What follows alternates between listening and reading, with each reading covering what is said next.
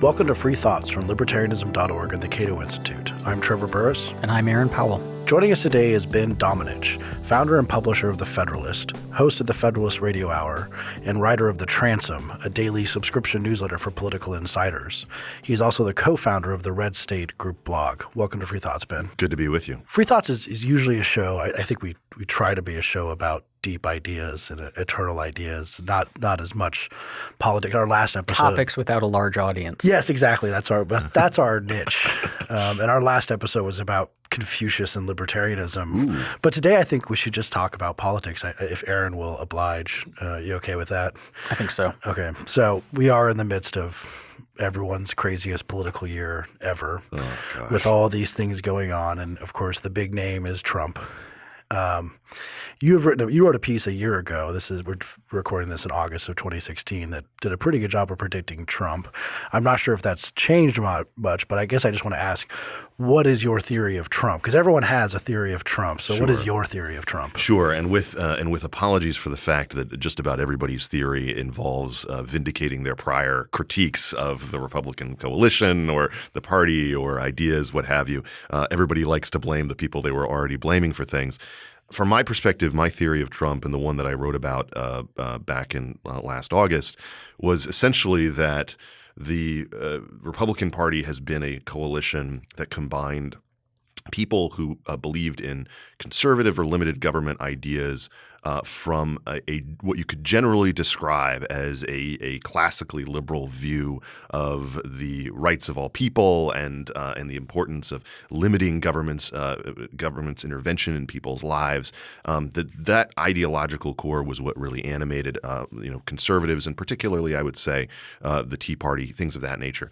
At the same time, a significant portion of the Republican coalition was not particularly ideological and was much more open or thought of themselves as being on the right out of a vision that had more to do with what you might describe as white identity politics. Now, that isn't to say these people are racists, okay, any more than people who are looking out for their communities are racists, or if you're a Cuban voter and you care about how Cubans are treated, that you're a racist or something like that. What it means is that they cared about protecting the entitlements that benefited their communities, and they disliked the entitlements that went to other communities. So you saw this rise in previous cycles via the various candidates who sounded populist notions when it came to economic policy. You saw it with Pat Buchanan. You saw it to a certain extent with Ross Perot. You certainly saw it with Mike Huckabee in 2008, and you saw it with Rick Santorum in 2012, all of whom broke with conservative orthodoxy on economic issues to basically espouse, I'm for tax cuts. I might be for smaller government in some senses, but I'm definitely going to protect all the old age entitlements. I don't want to get rid of any of these redistributive things that go to the middle or the working class. I'm going to defend all of those things in opposition to what you might see as the Paul Ryan agenda, which basically says, actually, we're going to go to our own white older voters and convince them that they should have less Medicare dollars flowing their way. And so those two things were always at odds within the coalition, but you never saw anyone stand up and give voice to them. I think that what Trump was able to do with this cycle was really play the identity politics card to the hilt. And what he did in this way was show that you could succeed in that vein if you had something that a lot of these other candidates didn't have. What's in common between Buchanan, between Huckabee, and between Santorum? They're all basically Bible thumpers when it comes to the culture war. They all have these socially conservative, traditionalist, Catholic, or Baptist views that made them a lot more prone to talking about those issues when it came to doing media than the economic side. I actually ran into Mike Huckabee recently in New York and had a conversation with him about this, and he basically said nobody cared about my economic agenda because they just wanted to ask me about what I thought about gays or abortion or all these other issues. Trump didn't have that going for him. He's a very secular, maybe the most secular candidate we've ever seen nominated. This is a guy who doesn't – They said he doesn't give any he doesn't make the obligatory God references that you sure. have to make, even if you're an atheist. You have to make. I think we've probably never had someone run for president who say that they don't ask God for forgiveness ever. Like that's kind of a new thing. And so in the absence of that, he was able to play to this economic agenda, and at the same time, he was able to play on the concerns that a lot of white Americans have about the changing nature of the culture and the global economy. Concern that he allowed him to sound this nostalgic, taking us back to when we were great again moment. And what that really did was show to us, I think, that the American political reality is maybe a lot more European than we thought. That one where the parties of the right sound more less like conservative, principled people and more like nationalist, sometimes even xenophobic people. And I think that Trump really showed that there was an audience for that in the American electorate. Now, his problem is that the audience for that is maybe a third of the voting population and not enough for him to really form some kind of grand coalition. We've seen in recent weeks that he's been trying to, reach out with an olive branch to all of those communities that he's pissed off for the course of the preceding months and years. But I think that is really my thesis about Trump, that the breakdown of trust in elite institutions, in the conservative ideology that had been at the core of what the Republican Party at least pretended to stand for a long time. The breakdown of faith in that led a portion of the Republican base that had not particularly been active in primaries in the past to come out and support someone with this nationalist agenda that really is not about limited government. It's more about I'm going to work for the people who look like you. Now, a year ago, would you have said? You wrote this, and you still said he's not going to get the nomination. I said it was a very remote possibility. Are you really surprised, or now that you kind of can figure it out retroactively and say, yes, this was inevitable? So the explanation that I wrote in August. Since I write the transom, I write every day. And so virtually every day I'm going to be giving you 700, 800 words in the morning about what I think about something that's going on, unless there's some big story that, I just think you need to read. And I started saying that Trump could be the nominee or that I thought that he would be the nominee after Thanksgiving in December. And part of the reason that I thought that, or that what changed my mind, was seeing the response to activity, basically the terrorist activity and general sort of concern about the world, seeing those voters go to him as opposed to maybe a more stable or someone who stood to benefit. For the entire month of November, I felt like every single pundit was coming in every day and saying, well, this is why this news story is good for Marco Rubio. And none of it was happening. None of that was going on.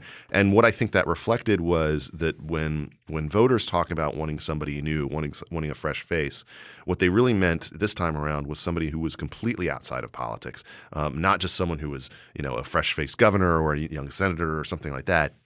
They wanted somebody dramatically new. And then as soon as it became clear that the Republican Party was unwilling to become the party of Ted Cruz, the party of kind of strong conservative ideological ideas, and it became clear that they just weren't interested in that.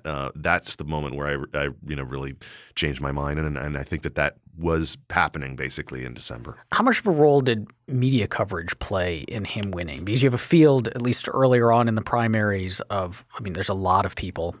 It's a lot of people to pay attention to, especially if you're someone outside of the Beltway who cares probably the right vanishingly small amount about this stuff compared to us crazy people here. And Trump is a highly entertaining train wreck. And so the media is just talking about Trump all the time, and that's how most people hear about the candidates anyway. So do you think he would have had anywhere near the success he did if the other candidates had been more even coverage? So I'm going to blame it. I'm going to spread the blame a little bit. The media coverage of Trump was pretty critical from day one. It's actually a myth to say that they weren't critical. What was different about Trump is that he got direct access to the voter at a far higher rate than any other candidate. The ability, I mean, nobody was doing the equivalent of setting a camera down in front of a podium when Bobby Jindal is doing a rally in Iowa and just letting him talk on air for an hour. And that's something that just is separate. That's not media coverage. That's just giving him access. And so that was the part that I was critical of. I mean, I felt like they were asking critical questions of him in interviews pretty early on. You know, most places only treated him as a sideshow until the point where he made the immigration proposal. And as soon as he did that, people had something to ask him about that was different. And I think that they did start asking those questions. But I think that you have to split the media baby, basically. Their access to him, I think, was significantly beneficial and was not given to any other candidate. But then there was also the role that right-wing media played in this process. And I think that we need to understand that, you know, you don't want to paint with a broad brush. Not everybody dealt with Trump the same way. I did sign on to the Against Trump cover that National Review ran, along with a number of other people. And my real argument against him just came down to Donald Trump doesn't believe in the Constitution, and I don't think we should have presidents who don't believe in the Constitution. We've had too many of them already. But the conservative media complex has a lot of different flavors. I mean, it has kind of the younger online places that have only been around for, you know, a decade or less. The Federalist is obviously one of those. We turn 3 next month. And then you have the kind of the intellectual journals, the places where the smart people kind of get together. But then you have the mass media side of conservative media. And I think that there's a distinction people need to make mentally that I'm not sure everybody does, which is that there are very intelligent people who work within conservative media. I think Rush Limbaugh is a very smart guy. I think he's very good at what he does when it comes to radio, whether you agree with him or not. But then there's also a form of media on the right that is as much about entertainment and its eyeballs as it is anything else. It's the same as ESPN's coverage of the NFL or something like that. They're not going to be all that critical of the NFL because they have Monday Night Football. The difference I think that you saw here was, if you go down the Fox sort of hole and you look at who was critical of Trump and who wasn't, the people who were in D.C., the Krauthammers, the George Wills, the Brit Humes, you know, they were critical of Trump almost from day one. You know, they were criticizing him as people who know politics, who know someone who doesn't know politics. It was the New York contingent of commentators, many of whom have no political background, who were from day one backing Trump, defending him, saying a lot of things in support of him. Sean Hannity, Eric Bolling, you know, all of the kind of midday commentators and that kind of set. And it was actually very few of the people on Fox from New York, Dana Perino and Greg Gutfeld kind of being exceptions, who were critical of Trump and sustained it in a way.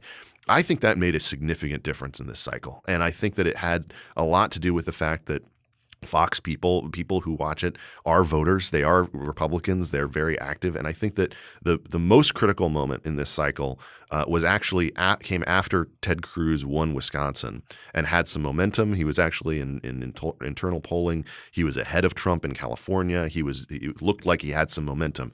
And then there was a 2-week period there after that Wisconsin victory where every single day on Fox and on a lot of these in a lot of these different venues, there were people pounding their hands on the table and basically saying, this is over. He's going to win New York. He's going to win Pennsylvania. It's over. Ted Cruz has no hope. He's just kind of a dog who's biting at your heels. You know, he needs to drop out. And that drumbeat had a significant effect in internal polling.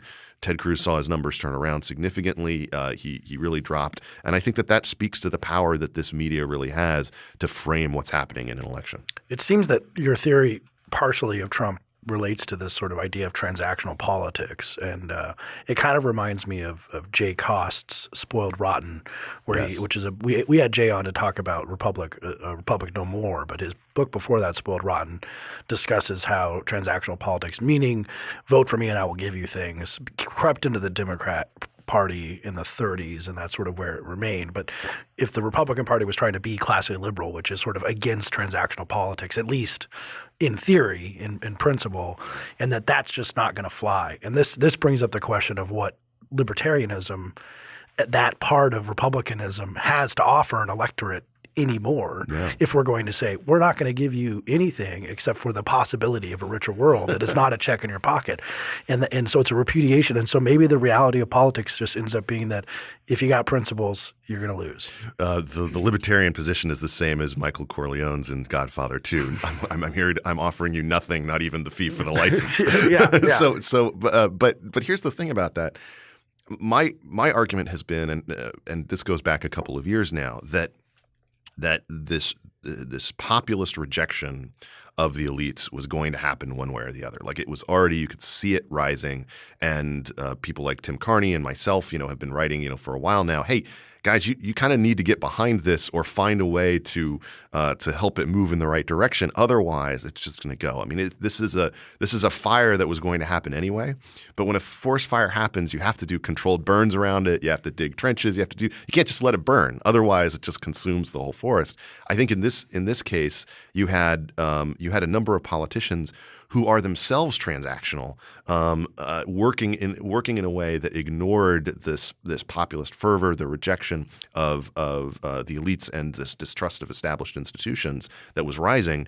And instead, the problem that they had is they were just interested in transacting with other people. So what do you have? You have situations where the biggest priorities for the Republican Senate when they were running for office was, we're going to be a hedge against Obama's radicalism. We're going to push back against Obamacare. We're going to prevent him from doing his immigration plan. And then they get in, and their priorities are, the Keystone Pipeline and getting rid of the medical device tax and all these other things that K Street lobbyists and corporations want. And I think that the people really rejected that, not so much because of what they were doing, but that their priorities weren't lined up with what the people were. I don't think that they were rejecting it out of this principled argument that this isn't something government should be doing. It was more about rejecting it from the perspective of you're not paying enough attention to us. And my real concern is that historically, that's not really been the animating factor for the majority of American politics. It's been a portion of coalitions, and it's been something where we were talking before the show started about the prescription drug benefit. That's certainly an example of transactional. We want to reward our older voters with this entitlement benefit that's going to redistribute stuff toward them. So this is not new, but it hasn't been the driving, animating force of a party. The party has always been, or at least pretended to be, more about ideas about what, the life well lived looks like, how government should facilitate or get out of the way of allowing people to live in that way. And that's a debate that has really been absent from this cycle entirely, because basically what Trump has done is become the same kind of candidate that the Democrats have fielded over the course of the past several years, which is basically saying, I'm just going to fight for you, and I'm going to get you the benefits that you deserve. And you look across this country and you see lots of people who you don't think are working hard and don't deserve the benefits they're getting. I'm going to change that. And that turns out to be, a very powerful message in America, a message that speaks to a perhaps more sizable portion of what we thought might have been a group of people who voted the way they did because of ideas or because of policies. Instead, they're voting that way because they just think this person is an avatar for me and for my group. So on the one hand, that seems distressing from where Trevor and I sit as working day to day to advance libertarianism, because we're kind of constitutionally opposed to that sort of politics. Yes. And think that, that the very basis of government is in doing the opposite of that sort of politics. But on the other hand, I wonder how depressing the overall picture is, because among the Democrats, the person who seemed to campaign the most on "I will protect your interests" was Bernie Sanders, who lost. And Trump, well, yes, he won in a crowded field, looks, fingers crossed, on his way to a loss, and likely a fairly large one. And he certainly didn't represent the majority of primary voters. So is this populism – is it a large threat in the sense that it could realign one or both of the two parties that we seem to have fixed in this country? Populism flares up in ways that can have a significant impact but it usually does so temporarily. Historically, these movements can't sustain themselves. They die off. And one of the things that I think that should give people hope is that we've seen a couple of small imitators of Trump, but Trumpism is so attached to him and his brand that it's hard to see it taking on as something that as a phenomenon within the Republican coalition. It's transmittable to other Yes, people. It kind of reminds me of the story I saw that Hillary's having a really hard time finding a person to stand in for Trump in the debate prep because no one can just give the verbal vomit of just like Caleb ideas. Brown does a decent job. Caleb Brown does a pretty good job, yeah. But like, the inimitable, Yes. irreplaceable, that's not the right word, irreproducible Yes. Trump. Yes, I agree. The other thing is that I think that actually the way that Trump moves the needle in a couple directions is interesting, and I'm wondering if he actually serves to discredit some of the ideas that he advocates for. For instance, I think that let's take two issues where libertarians are clearly at odds with Donald Trump. Okay, the border. Clearly, this is a candidate who has gone through all sorts of different twists and turns when it comes to his immigration policy. Just the other day, Ann Coulter, one of his most dedicated supporters, was expressing a lot of concern that he's moving away from his hardline position. But I actually have heard a lot of concern among smart people who are more closely aligned with Trump's position that a loss at the ballot box and that the nature of the way that he's made the case for this actually discredits their ideas and maybe hurts the case that they've made for much harsher approaches to immigration and keeping people out. On the issue of trade, I think clearly we have an issue in America where people don't have faith in their elites to cut good deals for them. And nobody really understands TPP. They don't understand the trade policy unless they're in it. But I actually think that his giving expression to the idea, this is an unfair deal. This is something that we can't trust because it's something that Obama and Clinton cut with these other trading partners, and that we can't have faith in it. I don't think that that's actually a policy critique. I think it's something that is just it's a distrust of the people.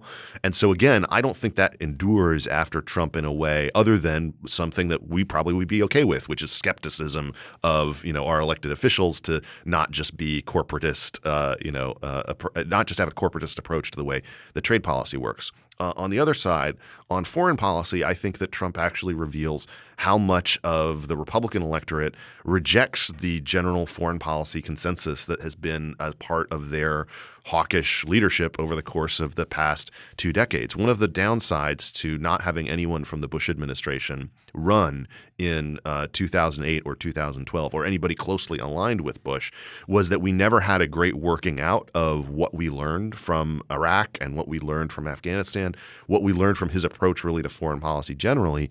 And so that conversation was really delayed and didn't really happen, I feel like, until this year. And when it did happen, you have a candidate who openly broke with the idea that the Iraq war was a good idea and used it repeatedly to against his opponents. Now, you can go back in the records and find that he's not really accurately representing his position. But still, I think that gave voice to a lot of people who had generally been ignored by the consensus foreign policy position of the Republican Party. And so it's not all bad in a way. Like I think this is it's a revelatory thing. It tells us more about what this coalition is and what it isn't. That it's more secular. That it's perhaps less hawkish. That it is more it is less wedded to conservative economic ideas than perhaps we would like. But I think as a whole, what you can step back away from it and say is now we know more. We know this thing now. What should we learn from it? And I think the biggest error that would be made by conservatives or by anybody who cares about the future of the Republican Party after this election would be to say, well, we just think the same things that we thought in 2012. Let's have the autopsy for the party again and just update all the dates in it and just think the same thing. I think what they need to do is look long and hard at what this coalition told them about what they believe about government and what they don't believe.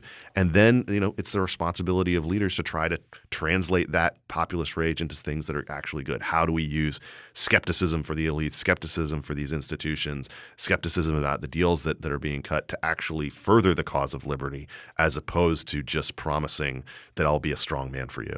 If this is so it's sort of like a Republican Party colon cleanse, which I kind of see. And if Trump is sort of unique in the way you've said, it might be therefore you kind of seem like you're saying that it's the reports of the death of the Republican Party have been greatly over-exaggerated. What is that Twain quote? But that maybe the Republican Party will be better after this? That really depends on the people who are part of it. I mean,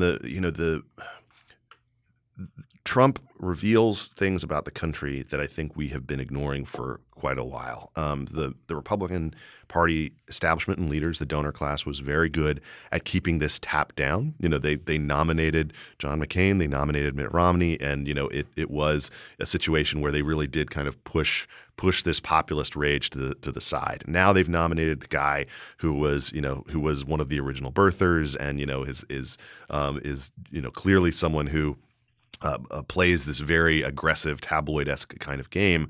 But I think that the error would be to think that this was just about the media, or that this was just about the black swan effect of a guy who can communicate, one of these few rich people who has the capacity to connect to the working class and be kind of a traitor to his own class.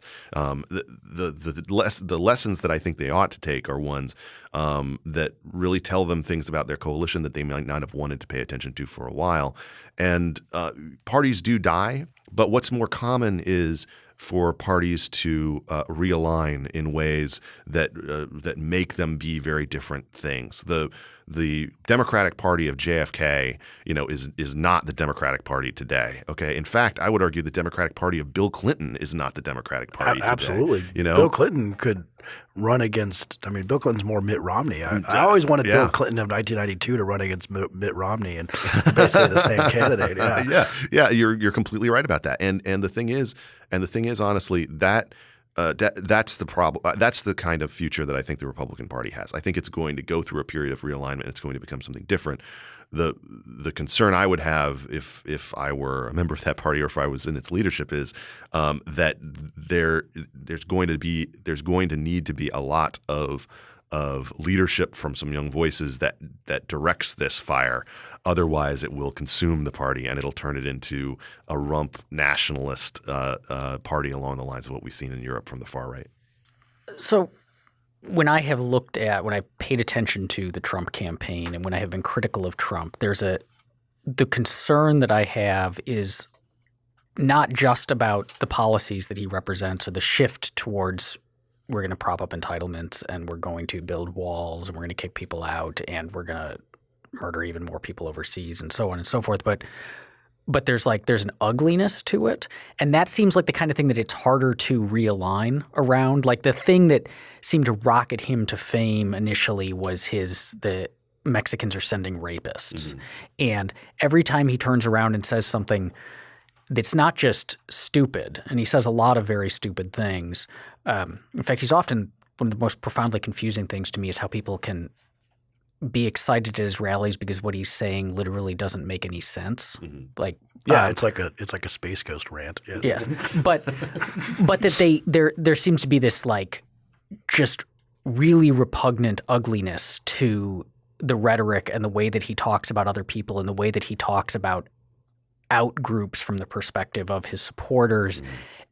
And that seems like, something that to say the Republican Party should embrace that, like if that's a large portion of his appeal, then they need to figure out how to embrace that, would seem to be a problem. And it seems like that might point even more to the death of the party because of how disfavorably he's seen by all of the growing demographics. So a couple of things about that. First off, what we are seeing to this point is that as much as the Democratic Party would like to paint all Republicans with the Donald Trump brush, they haven't really been successful with it this cycle. Particularly you see that by looking at the Senate races, where across the country virtually every Republican senator is running 10 points ahead of Trump. In some cases as much as 13 or 15 in some states. In fact, at this stage, I was talking with CBS's head of polling on Sunday, and he says that he sees 3 or 4 net losses for Republicans in the Senate, which would not turn it over to Democratic hands.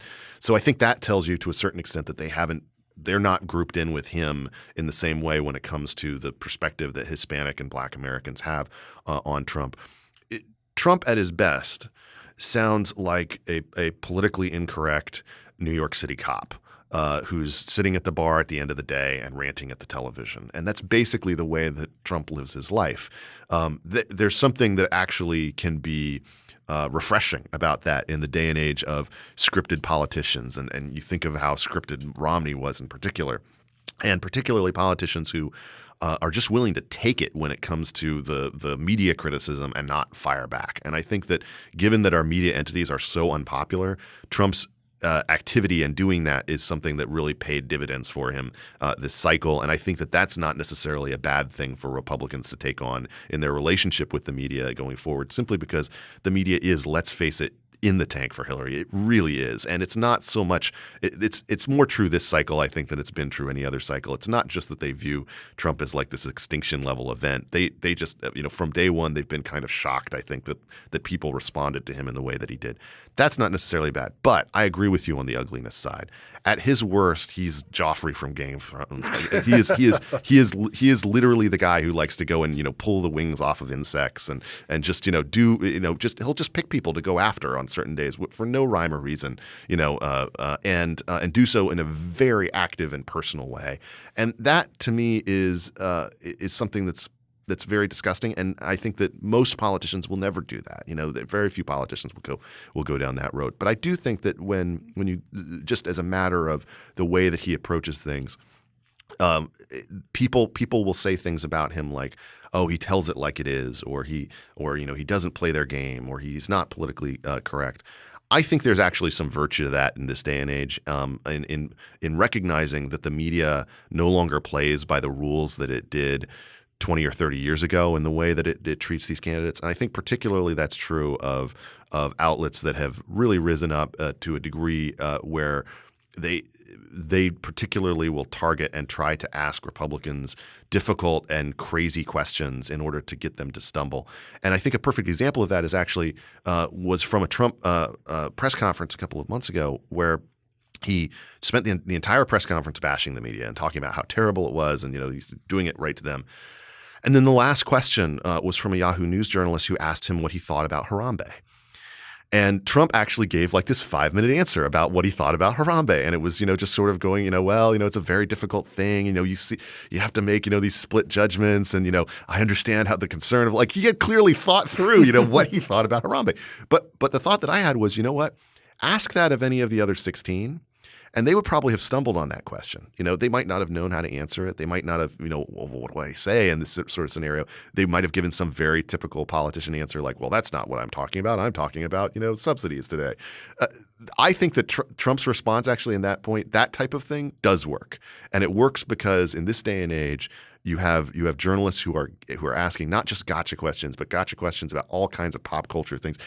I don't know if Trump's gotten asked yet, but I'm sure he's going to get a Ryan Lochte question, and it's just like the one thing that I wish I could take away from Trump and give to more politicians generally is just be more engaged in the culture, be more aware of these things. And then when the journalist asks you the gotcha question, trying to get you to say something stupid that can go on TMZ and not just on CNN, be more prepared for that. Now we do have this third candidate in the mix. Yes. Or Jill Stein. Yes, Jill Stein. You don't have any Wi-Fi around here, do you? Exactly. It's going to fry your brain. No Wi-Fi, no vaccines. But Gary Johnson is interesting to libertarians and possibly an opportunity of some sort to at least get more of the message out there. How do you sort of see that fitting into the rubric you've described? Is this an opportunity for libertarians to have a hand in reforming the Republican Party along a more principled aspect, or is the Libertarian Party maybe going to be a significant element in the future? So I think this is an opportunity, obviously, for libertarians.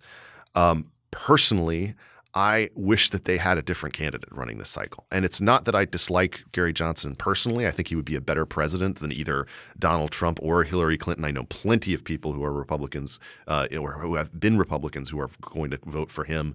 And I think that that's a good thing. I hope that the level of support that is indicated in polling actually comes through on Election Day, which is something that is always, a problem with the third party people's kind of underperforming that number.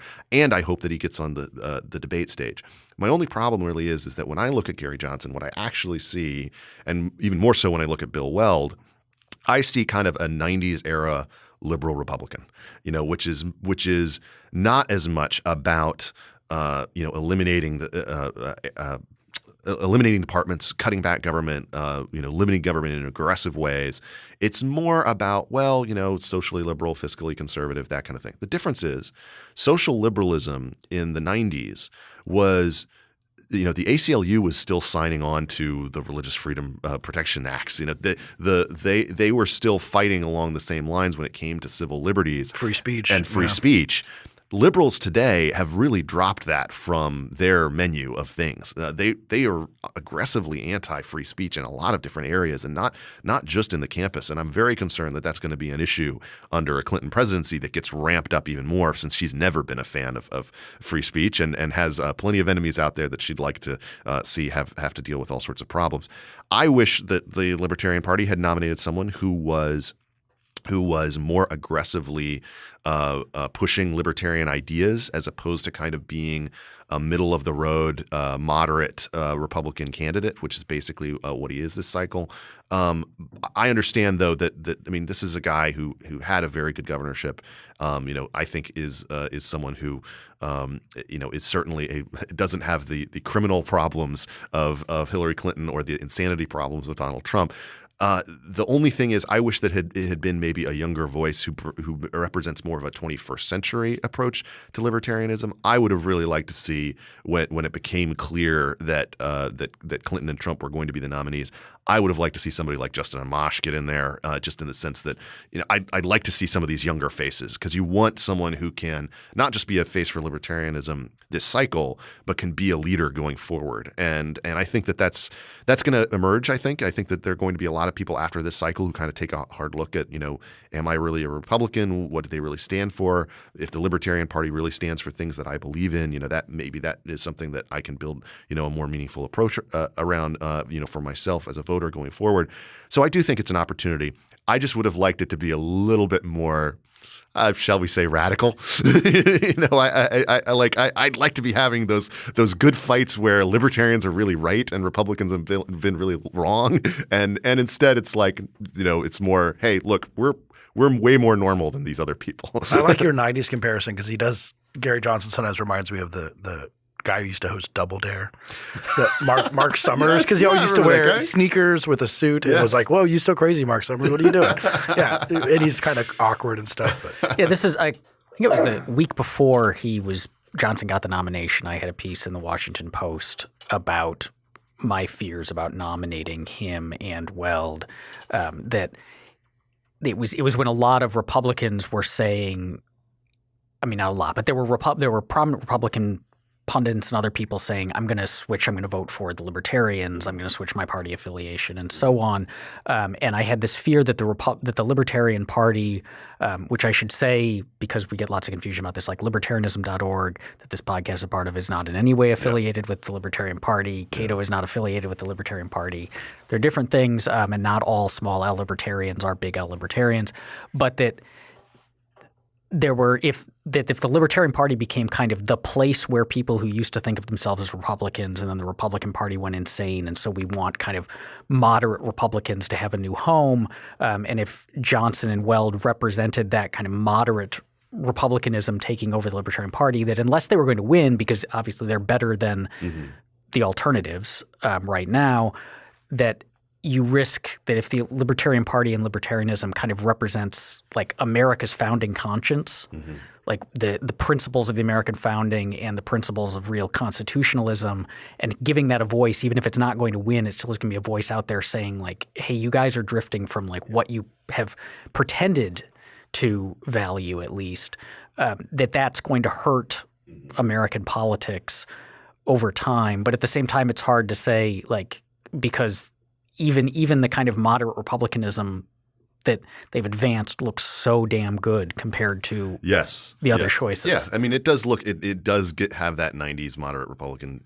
flavor to it. The thing, I agree with you. I wish that this was more. I wish that they were more running about free speech, about your right to self-defense, about the fact that government shouldn't even be doing these things is something that I would like to be hearing more from them, as opposed to kind of alternatives.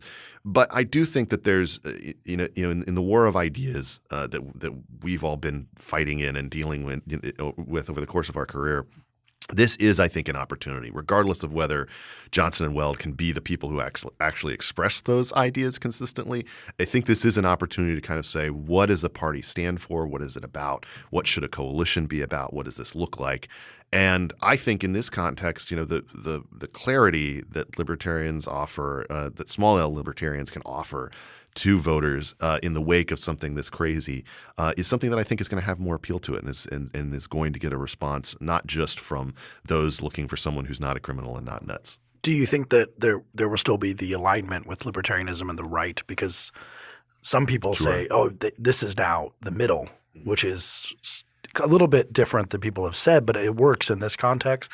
But can the left ever really come over to the libertarian side at this point anymore, or are we going to have to look to the right? I think that the anti-war left can come to be in favor of some libertarian ideas, but I think that the rise of the type of social justice, speech-crushing approach among younger liberals, it's one of the most depressing phenomenons I've seen in my lifetime, but it's also something that I think really closes the door to having libertarians be kind of more at home on the left, in the sense that that's just such a fundamental issue that you can't really cross that line. And I think that there was actually more hope of that type of alignment, again, back in the 90s, when the ACLU and libertarians saw each other as being a lot more aligned, and people who cared about those issues were a lot more aligned.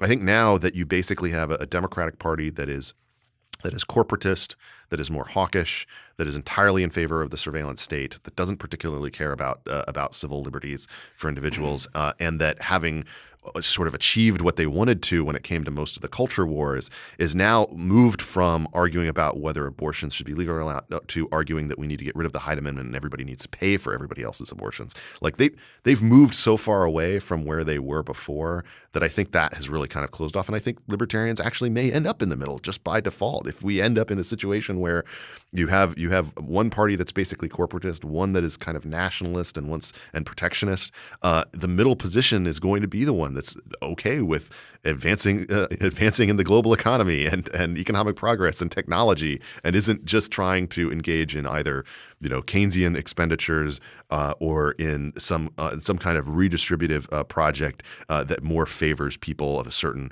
race or a certain background. So, handicapping the future here, since you did a pretty good job a year ago, who's going to win, and then what's going to happen a year from now? We could have you back a year from now, and we could just continually do this sort of Nostradamus thing. Bring Ben back every year. Oh gosh, so I'm not. I will say that I'm not always good at predicting things, and I certainly thought this cycle.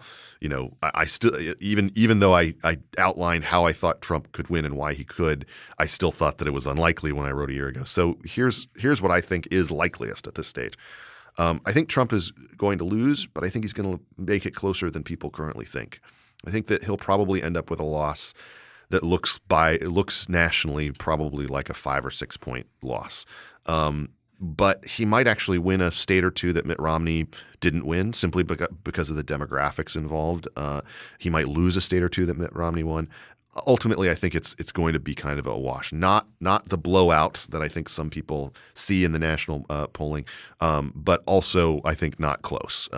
The thing that I think should be concerning when it comes to this whole context of like what's moving forward, what we're looking at a year from now, is, let's just say, for the sake of argument, Trump loses by 6 points, the Republicans retain the Senate by 1 or 2 seats, and Hillary Clinton is elected, and a year from now, Mitch McConnell is on the Senate floor saying, well, you know what we really need to do to solidify the party and to wash the taste of Trump out of all of our mouths is we need to pass comprehensive immigration reform with Hillary Clinton.